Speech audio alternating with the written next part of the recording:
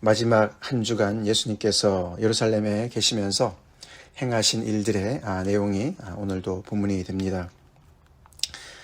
그들이 다시 예루살렘에 들어가니라. 예수님은 계속해서 주무실 때는 밤에는 베다니아에서 계셨던 것 같죠. 그래서 다시 이제 세 번째로 예루살렘에 언급되면서 예수님이 오늘도 예루살렘에 들어가셨다. 그렇게 오늘 본문이 시작되고 예루살렘 도시를 거니시는 것이 아니라 예루살렘에서 가장 중요한 성전 안에 가셔서 거기서 이제 시간을 보내고 계셨습니다. 성전에서 거니실 때에 그 성전 안에서 이제 예배도 드리지만 또 이제 특별히 이방인의 뜰에서는 이렇게 공간이 많아서 또 랍비 같은 경우는 거기서 가르치기도 하고 그랬다 그럽니다. 그래서 아마 예수님도 그렇게 거기 계시면서 사람들하고 그렇게 이야기도 하시고 또 가르치기도 하시고 아마 그러셨던 것 같죠. 근데 드디어 이제 그 종교 지도자들, 종교 당국자들이 그 성전의 책임자들이 예수님 앞에 왔습니다. 대제사장들과 서기관들과 장로들이 나와서 예수님과 이제 드디어 논쟁을 시작하죠.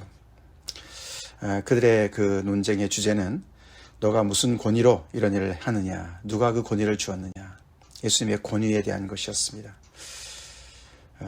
지금 예수님께서 무슨 가르치는 일 때문에 물어보는 게 아니겠죠.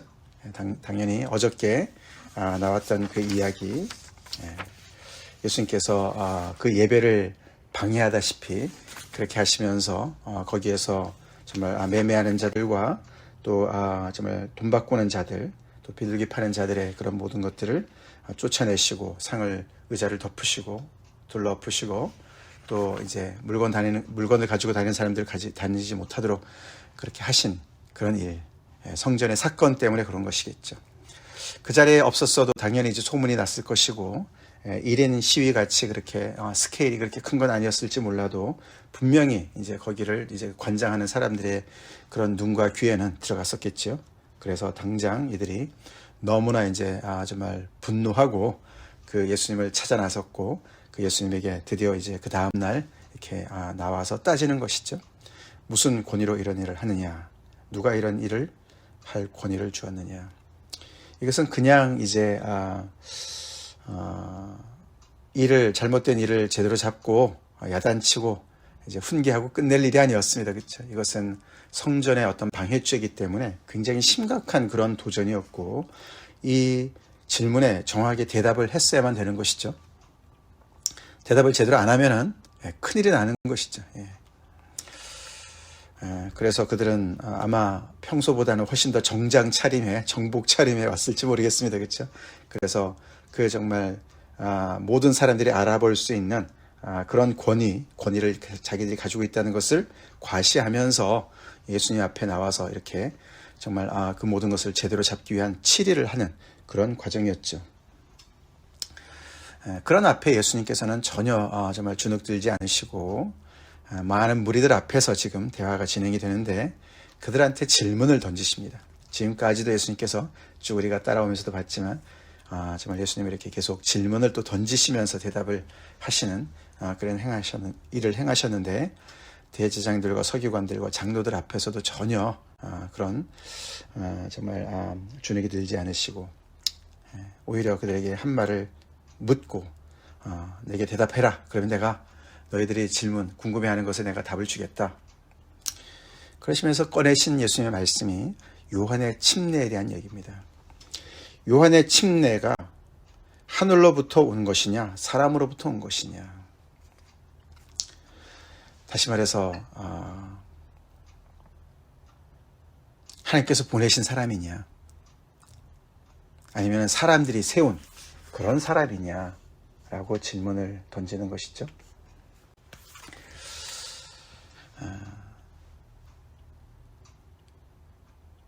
이 질문은 여러 가지를 내포하고 있습니다. 그 당시에 이 무리들이 침례요한이 누군지를 다 알고 있었습니다. 그랬죠. 아니나 다를까 결국은 이 제자들뿐만 아니라 예수님뿐만 아니라 그 백성들이 침례요한이 누군지를 알기 때문에 이 종교 지도자들은 그것을 의식하고 있습니다. 그렇죠? 뒤에 보면 나오죠. 더 나아가서는 예수님의 지금 사역은 요한의 침례의 사역과 연결된 것을 말씀하고 계십니다. 그렇죠? 그래서 그 말은 요한의 침례를 너네가 하나님으로부터 온 하나님께서 허락하신 그런 정말 권위를 가진 그런 사역이었다고 얘기한다면 결국은 내가 지금 하고 있는 이 모든 일도 너네가 다르게 볼 수 있어 라고 사실 이렇게 실마리를 그렇게 보여주는 것이죠. 말씀해 주시는 것이죠. 하늘로부터냐 사람으로부터냐 정말 극과 극의 이 얘기 아닙니까? 그렇죠? 예. 다시 말해서 어떻게 보면 정말 마음만 있으면 금방 알아볼 수 있는 뻔한 이야기인 것을 예수님께서 이렇게 또 알려주시는 것이죠. 그런데 그들은 거기에 대답을 하지 못합니다. 사실 정확히 얘기한다면 대답을 하지 않습니다. 그렇죠? 예. 그게 그렇게 누구나 다 아는 이야기에 이들은 서로가 수군거리고 의논을 했습니다. 잠깐만 기다리라고 그러고 의논을 합니다. 거기 앞에 있던 무리들이 얼마나 이상하게 여겼을까요? 그렇죠? 아니 저렇게 쉬운 대답을 왜 안 할까? 아니 종교 지도자들인데 왜 안 할까? 그래서 결국은 예수님을 곤경에 빠뜨리려고 했던 이 사람들이 오히려 지금 굉장히 난처한 입장에 이렇게 빠지게 된 것이죠. 그들이 의논한 내용을 마가가 기록합니다. 이러지도 저러지도 못한 상황이 됐다고 얘기합니다. 그랬죠. 하늘로부터라고 얘기를 해야 될 것 같은데 그러면은 왜 너네는 믿지 않았느냐? 왜 요한의 침례를 너네가 믿지 않고 그러면 그것으로부터 시작된 정말 이 예수님의 사역을 정말 이렇게 더 알아보고 특별히 우리가 잘 알지만 우리가 마가복음 시작할 때 그렇죠 1장에 나오는 정말 예수님께서 요한에게 침례를 받으실 때 무슨 일이 벌어졌다고 기록합니까? 예. 거기 보면 답이 나와 있어요. 그렇죠? 예수님이 누구신지 예수님이 무슨 권위로 이런 일을 하시는지 답이 나와 있습니다. 예. 침례를 받고 물에서 올라오실새 하늘이 갈라짐과 성령이 비둘기같이 자기에게 내려오심을 보시더니 하늘로부터 소리가 나기를 너는 내 사랑하는 아들이라 내가 너를 기뻐하노라. 답이 다 나와 있습니다. 그렇죠? 예수님의 이 모든 권위는 하늘로부터 온 것이고 그분은 하나님의 아들로서 사랑하는 아들로서 이 모든 것을 행하고 계시는 것을 이 권위가 이 말씀이 다 기록하고 있는데 그것이 요한의 침례와 연결되어져 있지 않습니까? 그렇기 때문에 정말 그렇게 대답을 할 수 없는 거예요. 그렇죠? 이 사람들은 하늘로부터라고 얘기할 수 없어요. 아마 여기까지는 알지 못하겠지만 이 침례요한을 통해서 예수님이 침례 받으실 때 무슨 일이 있었는지까지는 모르겠지만 그러나 하늘로부터라고 얘기하면은 자기들이 지금까지 그 침례요한의 사역을 그렇게 정말 등한히 여겼고 또 예수님의 사역에 대해서 그렇게 정말 진위를 알려고 했지만서 그것은 자기의 권위를 지키기 위한 것이었지 진짜 진리를 알고자 정말 이게 옳고 오르냐 그러냐 정말 진상을 알아보는 데는 관심이 없었기 때문에 그렇게 대답을 할 수가 없었습니다. 그렇다고 사람으로부터 왔다고 얘기할 수도 없었습니다. 백성들을 두려워했기 때문에 그렇습니다. 백성들이 다 알고 있었습니다. 그래서 우리가 이게 마가복음은 이제 이렇게 오늘도 나와 있지만 계속 예수님께서 이 예루살렘 성전에서 이 종교 당국자들과 이렇게 대결을 하실 때 대면을 하실 때 무리들은 조용히 있어요. 그렇지만 무리들이 사실은 무언 중에 예수님 편에 있는 것을 알 수가 있어요. 그렇죠? 무리들이 어느 정도는 알고 있었어요. 이 무리들은 예수님을 따라온 사람들도 많이 있었습니다. 그렇죠? 북부 갈릴리로부터 쭉 같이 온 사람들도 있었고 예수님을 직접 경험한 사람들도 있었고 그리고 많은 것을 이렇게 목격한 많은 사람들이 있었습니다. 바디메오를 고치는 그 장면에 있었던 사람들도 있었고 그래서 예수님이 어떤 분이신지 이 예루살렘 사람들보다 훨씬 더 많이 알고 있었던 것이죠. 그래서 이 백성들을 두려워했습니다. 그래서 사람으로부터라고도 얘기할 수가 없었어요. 그래서 그들이 내놓은 대답은 굉장히 옹색한 대답이었습니다. 우리가 알지 못하겠다. 그렇게 대답을 했어요. 발뺌을 합니다. 그래서 예수님도 그럼 나도 얘기 안 할 거다라고 말씀을 마무리하셨습니다. 이들이 알고자 하는 그 질문, 무슨 권위로 이런 일을 하느냐? 누가 이런 일을 할 권위를 주었느냐? 거기에 대한 대답은 이미 정해져 있었습니다. 그렇죠? 그들에게는 정해져 있었어요. 예수님이 뭐라고 하더라도 자기들은 이미 답을 정해놓고서 자기들이 그 답을 좌지우지하는 자리에 앉아있다고 생각했었습니다. 그렇죠. 그래서 예수님이 무슨 말씀을 하시는지 그렇게 관심이 없었어요. 이미 정해놓은 대답. 그래서 이들이 이 질문, 자기네가 던진 질문에 대한 그 답을 아는 것은 마음 자세가 틀려 먹었기 때문에 답을 얻지 못합니다. 답을 알지 못하는 우리가 알지 못하노라, 그 말은 정말 몰라서 지적인 능력이 부족해서가 아니라 마음 자세가 비뚤어져서 그렇게 대답을 하고 있다는 것이죠. 이들은 아마 이렇게 생각했을 겁니다. 너무 괘씸하게 생각했던 것이죠, 예수님을. 그렇죠? 아니, 청년 하나가, 갈릴리 청년 하나가 와서 이렇게 저렇게 뭐 사람들은 뭐 선지자라 그러고 막 이렇게 높이는데, 아니 자기가 뭐라고 감히, 이런 생각이죠. 왜냐하면은 지금 대제장들과 서기관들과 장로들은 지금 이렇게 성전에서 벌어지고 있는 모든 일들을 하루 이틀 인정한 거 아니었거든요. 그렇죠?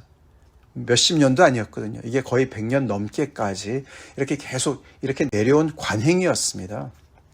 지금까지 쭉 서로가 인정하고 지금까지 쭉 해왔던 그런 관행적인 일이었어요. 그래서 서로가 서로를 뒤를 봐주는 그런 일이었습니다. 그리고 그것의 옳고 그름을 자기들이 딱 기준이 되어서 판단하고 다 승인한 일들이었는데, 갑자기 무명인이 하나 등장해서 자기들이 하는 일들을 틀렸다고 그렇게 정말 그런 상징적인 행동을 한 것이니까 얼마나 괘씸하게 생각했겠습니까?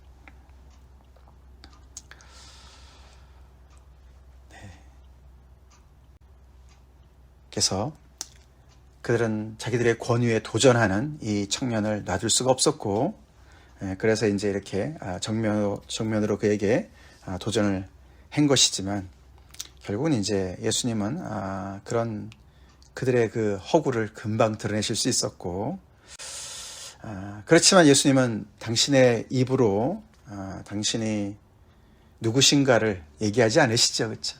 그냥 넌지시 실마리만 던져주십니다. 그들이 그냥 추측할 수 있도록, 그들의 마음 자세가 바르게 되면 금방 알아볼 수 있도록 그렇게 간접적인 이야기들로 당신이 누구신지를 알려주십니다. 그 중에 오늘 첫 번째가 바로 이 포도원 농부의 비유지요. 예수님께서 아마 그 현장에서 그들이 있는 가운데서 말씀을 하셨어요. 그렇죠? 아마가 아니죠. 밑에 보면 그렇게 나옵니다. 그렇죠? 그들이 그 비유를 다 듣고서 무슨 의미인지를 알았어요. 이번에 이 비유는 지금까지 예수님께서 여러 가지 비유를 말씀해 주셨는데, 보통의 경우에서는 그 비유가 무슨 뜻인지 제자들이 다시 물어보고 예수님께서 제자들에게만 가르쳐 주셨어요. 그렇죠? 근데 이번 비유는 그럴 필요가 없었어요. 모든 사람들이 다 그 의미가 무엇인지를 알았습니다. 그 비유가 끝난 다음에 12절에 그들이 예수의 이 비유가 자기들을 가리켜 말씀하신 줄 알고 예수님을 잡고자 했지만, 또 한 번 무리들을 두려워해서 예수님을 어떻게 할 수가 없었다, 이렇게 끝납니다. 또 무리들이 예수님의 방패막이를 하고 있어요. 예수님이 어떤 비유입니까? 그 시작이 이렇게 합니다. 한 사람이 포도원을 만들어 산 울타리로 두르고 집 짜는 틀을 만들고 망대를 지어서 농부들에게 새로 주고 타국에 갔다, 이렇게 시작합니다. 처음에 시작할 때는 거기에 이 유대인들은 정말 금방 딱 떠오르는 말씀이 있었습니다. 여기 한 사람이 포도원을 만들어 산 울타리로 두르고 집 짜는 틀을 만들고 망대를 지어서, 여기까지 어디가 생각나겠습니까? 이사야서 5장의 포도원의 노래, 그 말씀이 생각나는 거예요. 그 말씀이 너무나 유명한 말씀이었기 때문에. 근데 예수님은 그 말씀을 그대로 전하신 것이 아니라 약간은 이제 이렇게 바꿔서 말씀을 하십니다. 그 이사야서 5장에서의 그 포도원의 노래의 비유는 그렇게 그 한 사람이 포도원을 만든 한 사람이 하나님이시죠, 당연히. 물론 예수님도 여기서 보면 하나님으로 이제 비유를 합니다. 그래서 이렇게 포도원을 만들어서 기름진 산에다가, 그쵸? 그래서 땅을 파서 돌을 제하고 극상품 포도나무를 심었고 거기에 망대를 세우고 술틀을 팠다. 그리고 좋은 포도 맺기를 바랐더니 들포도를 맺었다. 이러면서 그 이사야서의 그 포도원의 비유의 노래의 내용은 하나님께서 이스라엘 백성들한테, 그렇죠, 극상품 포도를 맺기를 원하셨는데 그들 전체가 정말 들포도를 맺었다. 그들 전체가 실패했다라고 한 그런 내용인데, 예수님 여기서 농부들을, 그죠? 농부들을 이렇게 이제 언급을 하십니다. 그렇게 다 만들어 놓고 농부들에게 세를 주고 타국에 갔다라고 약간 이제 변형을 시키셨습니다. 때가 이르매 농부들에게 포도원 소출을 얼마를 받으려고 그 포도원 주인이 한 종을 보냈다. 그러면서 그 이야기를 이렇게 자세하게 풀어나가십니다. 지금 이 상황에 맞춰서 비유를 예수님께서 이렇게 바꾸신 것이죠. 이 농부들, 소작인들 아닙니까? 그렇죠? 주인이 정말 이렇게 포도원을 맡기고 이제 간 거기 때문에 당연히 소출을 받는 게 마땅하죠. 그런데도 불구하고 이 비유에 놀랍게 정말 이 농부들이 이 주인이 보낸 종을 푸대접을 합니다. 처음에는 그냥 때리기만 했는데 두 번째 다른 종을 보냈을 때는 몸에 상처를 입힙니다. 그리고 능욕까지 했습니다. 그래도 주인은 계속해서 또 다른 종을 보냈다. 세 번째 종을 보냈다. 근데 이번에는 그를 죽이기까지 했습니다.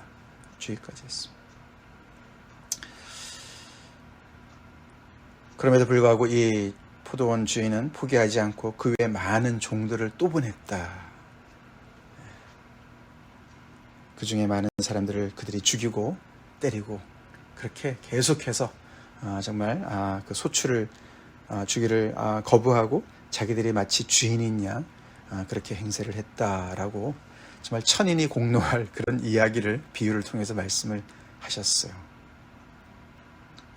비유니까 물론 그러나 듣는 사람들이 정말 피가 거꾸로 솟을 수 있는 그런 얘기 아니겠습니까? 우리가 사실 이 이야기를 가만히 보면은 씨 뿌리는 비유도 생각이 납니다. 그렇죠? 왜냐하면은 거기 보면은 씨가 처음에는 길가에 떨어지고 돌밭에 떨어지고 가시밭에 떨어지고 이렇게 종류가 여러 개 있지 않았습니까? 여기도 보면은 종이 여러 번 등장하는데 종류가 다릅니다. 그렇죠? 근데 그것만 비슷하지 내용은 완전히 반대죠. 그래도 씨 뿌린 비유는 이렇게 종류에 따라서 점점 더 이렇게 뭔가 발전하고 맨 마지막에 씨는 100배, 600, 60배, 30배 결실을 맺었는데 여기는 완전히 그것이 반대로 갑니다. 그렇죠? 갈수록 점점 더 여기서 보면은 악행이 더 깊어지고 그 나중에 맨 마지막에 뭡니까? 이제 한 사람이 남아서 그 한 사람을 보내야 되겠다 했는데 그 한 사람이 바로 그 주인의 사랑하는 아들이다. 여기 사랑하는 아들 표현이 아까 우리 읽어봤죠? 마가복음 1장에 예수님께서 침례 받으실 때 하늘에서 들린 이야기고 또 우리가 변화산에서도 봤습니다. 그렇죠? 이는 내 사랑하는 아들이다. 그의 말을 들으라. 그게 바로 예수님을 지칭하는 것을 우리 이 마가복음을 따라온 사람들은 알아요. 그렇죠? 그러나 이제 그것이 이 지금 종교 당국자들한테는 그렇게 연결을 못하겠죠. 그래서 그것이 알아보려고 하면은 알기를 정말 원해서 알아본다면 알 수 있는 내용이라는 것이죠. 그래서 그 한 사람을 보냈는데 최후로 보냈는데 주인이 생각하기를 내 아들은 존대할 것이야. 내 아들인데 감히 그렇게 생각하고 보냈는데 농부들은 오히려 그가 상속자이기 때문에 그만 없애면은 유산이 자기네 것이 될 것으로 그렇게 생각을 해서 죽였다. 그것도 잡아 죽여 포도원 밖에 내던졌다. 예수님께서 앞으로 당신에게 벌어질 일들을 미리 다 말씀하시는 것이죠. 예수님을 이 영문 밖에서 십자가에서 죽이는 사건을 얘기하시는 것이죠. 그러면서 질문을 던지셨습니다. 포도원 주인이 어떻게 하겠느냐? 답이 뻔하지 않겠습니까? 그렇죠? 당장 그 포도원 주인이 와서 이제는 대리인을 보내지 않고 직접 와서 그 농부들을 다 진멸하고 포도원을 다른 사람들에게 주지 않겠느냐? 거냐? 예수님께서 질문하고 답을 주셨어요. 당연히 그러실 거다라는 것이죠. 이것도 이제 그 이사야서의 그 포도원의 노래랑 결말이 다릅니다. 그렇죠? 거기서 결말은 뭡니까? 들포도를 맺은 그 포도원을 다 울타리를 걷어가지고 다 완전히 그냥 이렇게 망하게 하는 그 이야기가 나오지 않았습니까? 근데 여기서는 예수님의 이 포도원 주인의 농부의 비유는 결론이 굉장히 비극적으로 가다가 끝에는 소망으로 끝납니다. 그렇죠? 그래도 주인이 오셔서 그 모든 것을 바로 잡는 그래서 그것을 다른 사람에게 줄 것이다 라고 이야기를 하시면서 결론을 맺습니다. 이 농부들, 그 당시에 종교 지도자들 다 이제 정말 그 자리에서 떨려나고 다른 사람들, 즉각적으로는 예수님의 제자들이죠. 더 나아가서는 교회죠. 그들에게 이 하나님의 정말 그 포도원을 맡기시겠다, 그렇게 말씀하시는 것으로 우리가 이해할 수가 있겠습니다. 그러시면서 이 완전히 이렇게 반전의 드라마가 펼쳐지는 거 아닙니까? 그렇죠?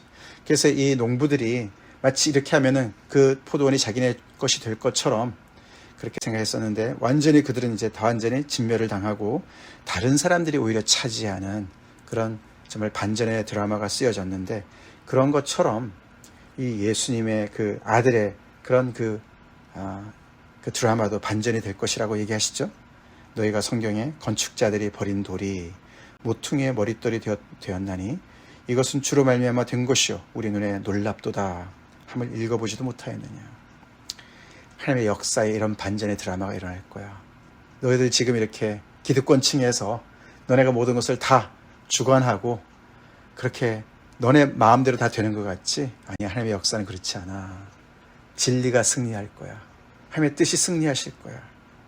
너희들은 마치 건축자들처럼 전문가들로서, 종교 전문가들로서 이러쿵저러쿵 하고 또 아들을 내치고 나를 내치고 그렇게 하나님의 뜻을 거부하겠지만 결국은 모퉁이의 머릿돌이 될 거야. 너네가 버린 돌이 모퉁이의 머릿돌이 될 거야. 모퉁이의 머릿돌은 건물에서 가장 중요한 돌이라고 그럽니다. 그것이 어떤 모퉁이에 있는 것도 될 수도 있겠지만 또 그 건물에서 가장 정말 이렇게 중요한 그런 위치에 있는 돌. 그래서 여기서 바로 하나님의 나라, 먼저 된 자는 나중되고 나중된 자는 먼저가 될 자가 많다라는 그 원리가 또다시 한번 적용이 됩니다. 이것은 시편 118편 22절 23절 무리들이 호산나 다윗의 자손이여 호산나 찬송하리로다, 그 같은 시편의 바로 앞부분에 나오는 부분이죠. 그래서 하나님의 역사는 정말 이 모든 것이 주로 말미암아 된 것이고 우리 눈에 놀랍도다. 정말 우리의 모든 그 정말 상식과 우리의 모든 그런 생각들을 다 뛰어넘으신 하나님의 놀라운 역사를 그렇게 표현하고 있습니다.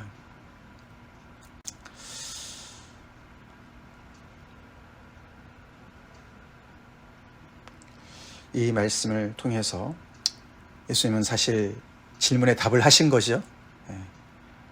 무슨 권위로 이런 일을 하느냐? 누가 이런 일할 권위를 주었느냐? 아들의 권위로 하시는 것이고 하나님 아버지께서 주신 권위다라고 대답을 해주셨습니다. 그리고 앞으로 어떤 일이 벌어질 것까지 다 이렇게 경고해 주셨습니다. 그럼에도 그들은 완악한 마음으로 그 진리를 듣지 않습니다. 예수의 말씀 듣지 않습니다. 그리고 무리들이 두렵기 때문에 이러지도 저러지도 못하고 자리를 떴다, 그렇게 말씀합니다. 오늘 말씀에서 우리는 우리 자신을 또 돌아보는 그런 말씀이 되어야 되겠습니다. 우리가 혹 행여나 이 대제장들, 서기관들, 장로들처럼 그 당시의 종교 지도자들처럼 우리가 신앙생활을 하고 있지 않나? 진리는 외면하고 우리 안에 익숙한 우리의 어떤 그런 기득권을 우리가 지키기 위해서 살고 있지 않나. 세상 사람들은 그렇게 얘기합니다. 교회 다니는 사람들도 다 똑같아. 세상 사람들과 다 똑같아. 더 나아가서는 교회 지도자들도 세상 사람들과 다 똑같아. 그런 말을 왕왕 합니다. 그렇죠? 그렇게 정말 이 하나님의 성전이 있는 예루살렘, 하나님의 성전 안에서 섬기는 이 귀한 그런 직분을 가진 이 사람들이 세상과 너무나 구별되게 그렇게 정말 하나님의 뜻을 더 깊이 알고 그 뜻대로 더욱더 하나님의 거룩하심을 드러내야 될 그 일에 가장 앞장서야 되는 사람들인데, 세상 사람들과 별반 다름없어요. 그렇죠? 너무나 정치적입니다. 그렇죠? 빤히 알면서도 모르는 척합니다. 진리를 취사선택합니다. 그렇죠? 자기한테 불리한 것은 얘기하지도 않습니다. 모르는 척합니다. 그러고 정말 자기들의 잘못을 지적하는 그런 어떤 그런 정말 사람이나 그런 내용이 있을 때 오히려 그걸 박해하고 없애려고 합니다. 교회라고, 교회 다니는 사람들이라고, 교회 지도자들이라고 그런 정말 잘못된 것에 정말 이렇게 면제된 것이 아닙니다. 그렇죠? 우리가 깨어 있어야 되겠습니다. 또 우리 예수님 편에 서 있는 사람들이라면 우리 또한 세상에서는 버림을 받을 수가 있습니다. 세상의 전문가들로부터 버림을 받을 수도 있습니다. 그러나 우리를 다시 세우실 하나님을 우리가 바라봐야 되겠습니다. 예수님도 그러셨던 것처럼 우리가 십자가를 지고 하나님께서 우리를 인정하시는, 우리를 신원하시는 그런 인생 살아야 될 줄로 믿습니다. 다 같이 기도하겠습니다. 하나님 감사합니다. 오늘도 계속되는 하나님의 말씀, 예수 그리스도께서 정말 예루살렘 성전에서 이렇게 또 아버지 진리를 드러내시는 말씀 우리가 묵상합니다. 이 말씀이 거울이 되어서 우리의 진면목을 비출 수 있게 도와주시고 우리가 예수님의 진리 편에 서서 정말 그 진리가 참으로 우리를 자유케 하는 그런 아버지 참된 주님의 제자들이 될지언정 행여나 아버지 우리가 종교의 허울을 쓰고 아버지 하나님이여 정말 진리를 외면하는 그 당시의 종교 당국자들을 본받지 않도록 주님 우리를 다시금 새롭게 하여 주시옵소서. 우리가 잃을 것 때문에 두려워해서 진리를 외면한 자들 되지 않게 도와주시고 예수님처럼 정말 그 당시에 건축자들로부터 버림을 받을지언정 함께 순종하셔서 하나님의 손에 자신의 모든 것을 맡기고 순종하신 예수님을 닮게 도와주시옵소서. 예수님 이름 받들어 간절히 기도 올려옵나이다.